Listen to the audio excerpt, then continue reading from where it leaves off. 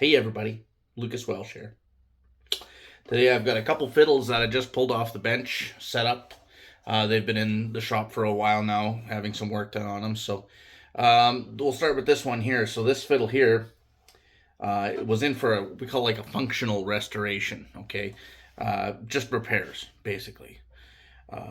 It's somebody had worked on it before and did some okay work. Not fantastic, but it was okay work that they did. It was sound. Okay, we'll call it that. So the neck, the button on the back here was broken out. So they grafted a piece onto it, and then they cut the neck heel down to fit the piece. When I do a neck graft, I kind of do it the opposite. I take from the back, and I take a little sliver of wood out of the back and laminate the piece into there and make it a little bit oversized into here so that it's more solid. Put it back together and leave this whole neck geometry and everything the same. But they chose not to do that, so they put a patch in there, and it's strong enough, it's holding, and so I didn't mess with it. Like I said, it was holding. So now on the rest of it wasn't too bad. The fingerboard was off, and it's got a big nasty crack that runs up here, and you can't really even see it when it's like this. But if I turn it just right and you look down here, you can just see the hint of a crack in between there. And so there's a pretty nasty crack actually that runs up here. And they had closed it up and cleated it well enough. They put some wood filler in the top, which is something that I would never have done, but they did. And if it was a really high-end instrument, well, okay, we would have cleaned all that up and worked with it and tweaked it and whatnot. But it is what it is, and you have to put some limits on some of this stuff. It's been stripped and revarnished, like just kind of a clear. And the owners didn't want to really modify that at all. They didn't want to put the time into it. It's a little bit of a wild card, right? They didn't know what it sounded like. It's not a family heirloom that So other than that, it was pretty structurally sound. We just cleaned up a lot of the repair work that had been done. It was pretty bulky, so we cleaned it up, thinned things out. The bass bar had come out. It was loose, so we took it right off, cleaned everything up, and reinstalled the bass bar, put the top and everything back on, and the neck angle is low, so it can't take much for a bridge. You got to keep a low bridge in it, but new strings, so everything's shifting, but it actually sounds pretty good, and it plays pretty nice.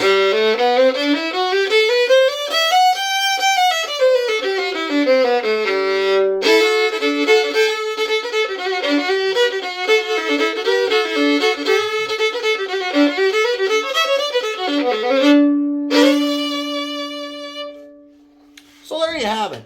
Another fiddle done, wrapped up. She's gonna go back home and make some music. I like these fiddles to get played for 2-3 months, 4 months, and really get opening up again. And then we go back in and do a little bit of a tonal setup. So it's just a fairly generic sound post placement right now. Now this one here, much the same story.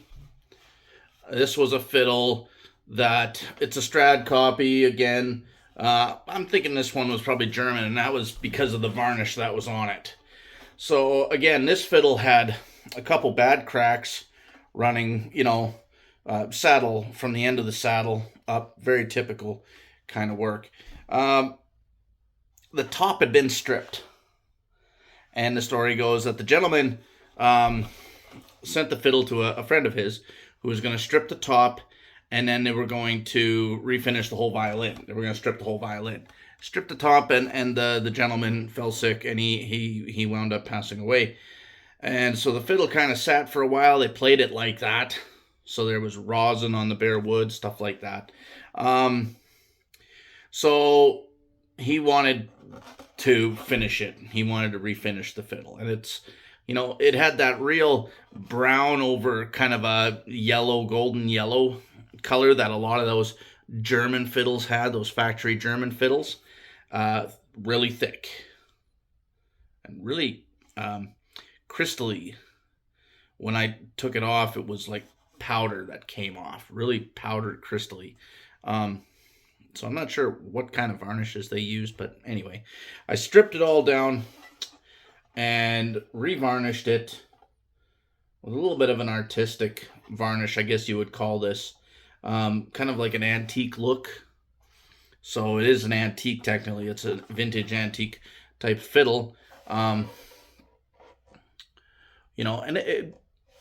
it's built well enough too.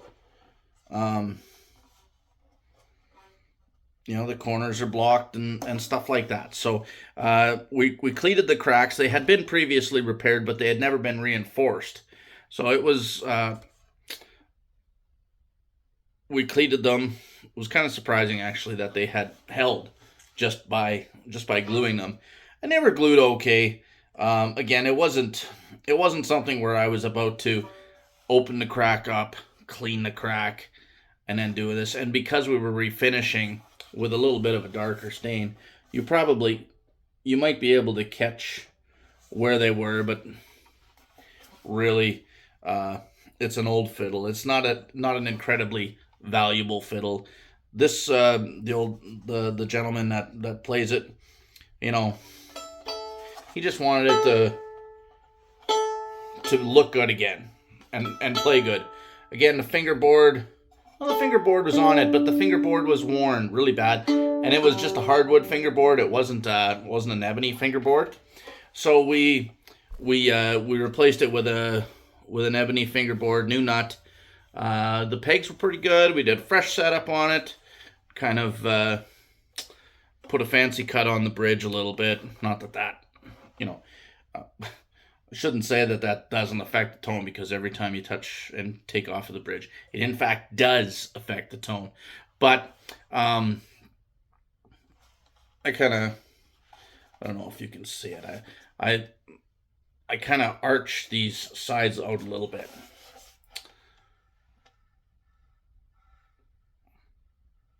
Just gives it a little different aesthetics.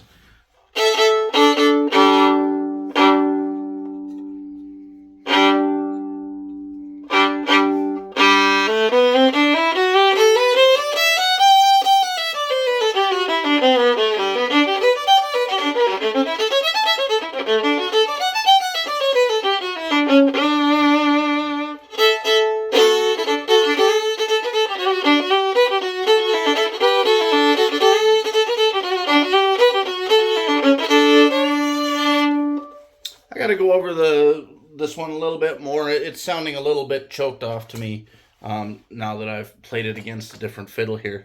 But the same thing will go. We'll get as good a setup on it and as good a tone as we can out of it. They are what they are, right? These are not high-end fiddles, but they're functional restorations. This one we took to the next level. This one was stripped down and revarnished. So this is an alcohol varnish that I use, that I make with some pigments, and use some pigments on here to give it the tone. There's no flame in this back at all. This is the most plain back that you've ever seen. So what you see here is just we give that illusion with brush strokes that there's more happening on the back than you would think. I think this fiddle turned out pretty nice, considering what it was to begin with. So I like it. I'm not a great big fan of stripping finishes and refinishing instruments. I usually don't like doing that, but in this case we really had no option, as the top had already been stripped. So yeah, anyway, there you have it. Couple fiddles fresh off the bench. Cheers.